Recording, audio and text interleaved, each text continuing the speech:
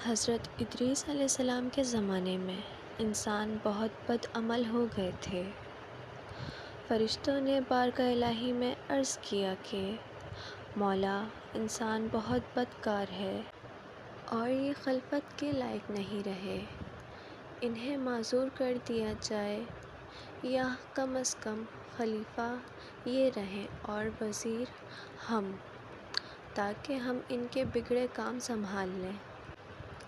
رب تعالیٰ کا ارشاد ہوا کہ اس کو غصہ اور شہوت دی گئی ہے، جس سے یہ زیادہ گناہ کرتا ہے۔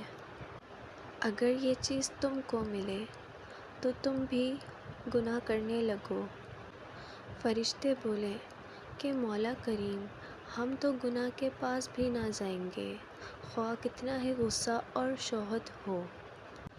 حکم ربی ہوا کہ اچھا، تم اپنی جماعت میں سے اعلیٰ درجہ کے پرہیزگار فرشتے چھانٹ لو، ان کو غصہ اور شہوت دے دیتے ہیں، پھر امتحان ہو جائے گا۔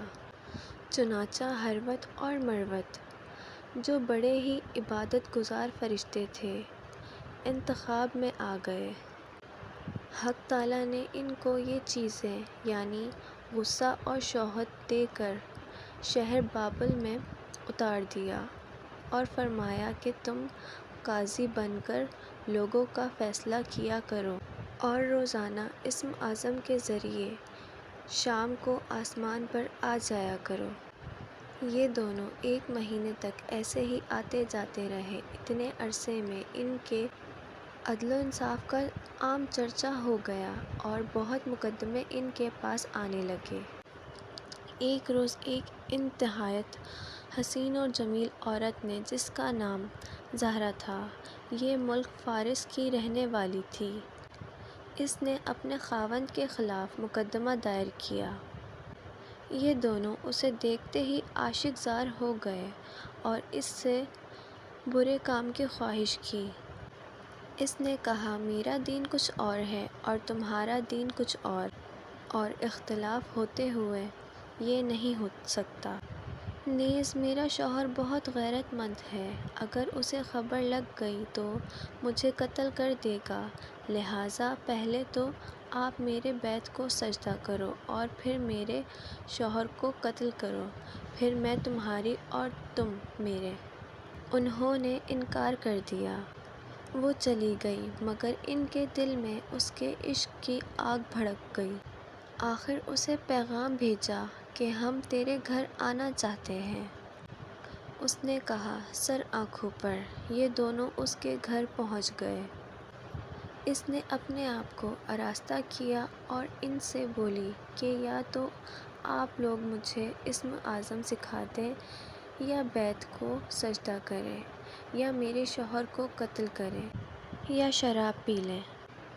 انہوں نے سوچا کہ اسم اعظم اسرار الہی ہے، اس کو ظاہر کرنا بہت عظیم ہے، بیت پرستی کرنا شرک ہے اور قتل حق العباد۔ لاؤ شراب پی لیں۔ چنانچہ شراب پی لی۔ جب شراب پی کر مست ہو گئے، زہرا نے ان سے بیت کو سجدہ بھی کروا لیا، اپنے شوہر کو قتل بھی اور اسم اعظم بھی پوچھ لیا۔ زہرا تو اسم اعظم پڑھ کر صورت بدل کر آسمان پر پہنچ گئی۔ حق تعالیٰ نے اس کی روح کو زہرا سے متصل کیا اور اس کی شکل زہرا ستارہ کی طرح ہو گئی۔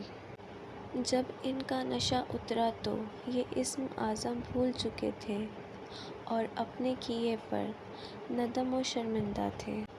حق تعالیٰ نے فرشتوں سے فرمایا کہ انسان میری تجلی سے دور رہتا ہے۔ یہ دونوں شام کو حاضر بارگاہ ہوتے تھے، پھر بھی شہوت سے مغلوب ہو کر سب کچھ کر بیٹھے۔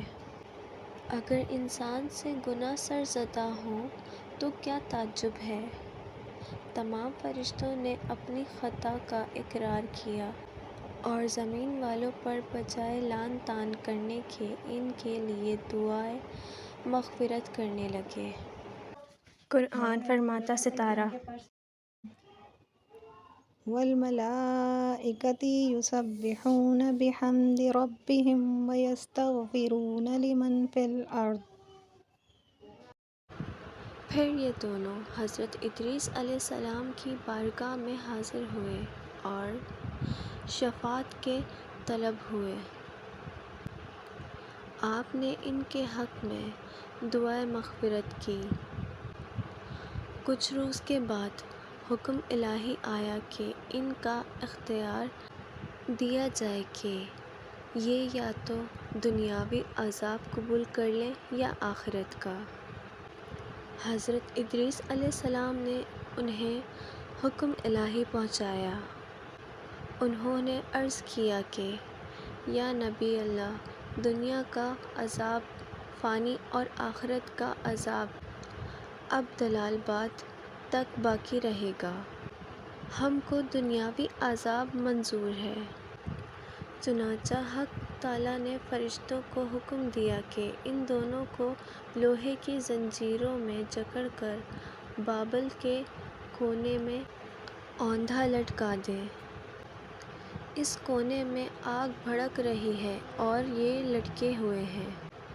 فرشتے باری باری سے ہر وقت ان کو کوڑے مارتے ہیں۔ سخت پیاس سے ان کی زبانیں باہر لٹکی ہوئی ہیں۔ یہ عذاب قیامت کے دن تک ایسے ہی شدید رہنے والا ہے۔